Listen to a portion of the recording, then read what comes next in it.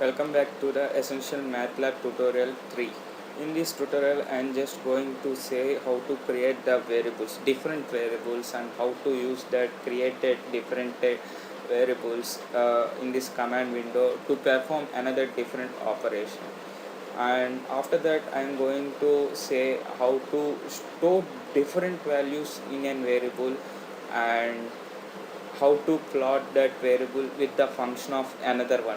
You will be clearly seeing uh, about that.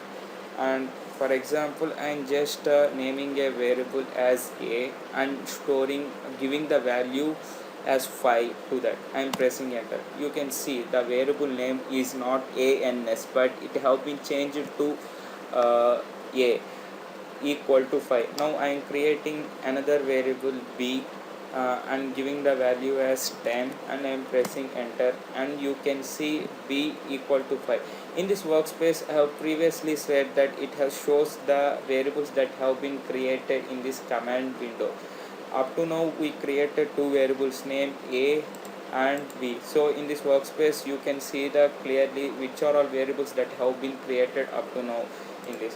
Now I want to perform different operations using these variables, so I can simply uh, give a arithmetic operation as a plus b, and you can see it's 15 because a is 5 and b is 10, and of course it is 15. So the variable name come out as a and as 15. Now up so we can create different variables, and we can perform different logical functions using this.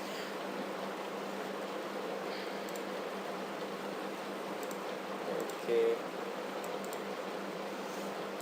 now as previously I promised, now I am going to say how to store different values in a given variable. In previous example I have just only seen how we store only one value in a variable, but in this example I am going to show how to store many values in a variable. For example, I want to store values from 0 to 10 range at an interval of 0.1, means that variable should store the values as 0, 0.1, 0.2, 0.3, 0.4 up to so on up to range of 10. So I don't want to waste my space by creating different variables as a is equal to 0, b is equal to 0.1, but I want to save my time, and I want to save my energy, and I want to save my storage. So logically I will create a variable such that x is equal to open bracket. I need the starting range from 0, so I enter the value as 0 uh, colon 0. I want as an interval of 0.1, so I enter as 0.1 colon up to a range of 10, so I enter 10, and I am closing the bracket and ending the statement with a semicolon. So finally you are successful. The x has an x has stored the values from 0 to 10 at an interval of 0.1. It means now x has all the values from 0 to 10 at an interval of 0.1, like 0, 0.1, 0.2, 0.3 up to so on up to 10. So after this I am just pressing the enter.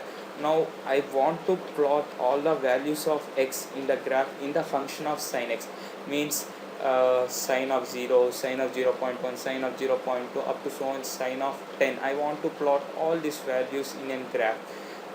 So I am just entering the command plot and opening bracket. Now I want to enter the x coordinate. I will enter the x coordinate as x comma. Now I want to plot the sine function. Now sine of x, and I am closing bracket, and I am putting enter. Now you can see a graph. The x coordinate consists of all the values of range 0 to 10, and y-axis consists of the values of sin x that changes according to the values of x coordinate. Sin of 0 is 0, so the graph starts from 0, and you can see